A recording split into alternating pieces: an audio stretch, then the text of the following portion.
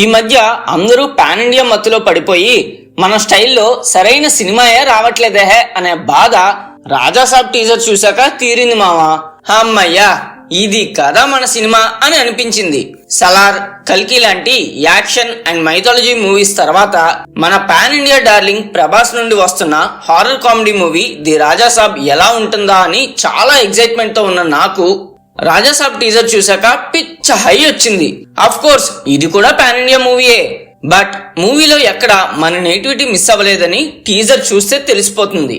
Horror comedy అనే genre ని director Maruti ఎంత బాగా డీల్ చేస్తారో స్పెషల్ గా చెప్పక్కర్లేదు. ఇక చిరంజీవి గారి తర్వాత నెక్స్ట్ జనరేషన్ స్టార్ హీరోస్ లో ప్రభాస్ కి ఉన్న కామెడీ టైమింగ్ ఎవ్వరికీ లేదనిపిస్తుంది. మరి అలాంటిది ప్రభాస్ పాస్ట్ 2-3 మూవీస్ నుండి మిస్ అవుతున్న ఆ కామెడీ టైమింగ్ ని ఈ మూవీలో ఫుల్ గా ఎంజాయ్ చేయొచ్చు అని ఫిక్స్ అయిపోవచ్చు మావా.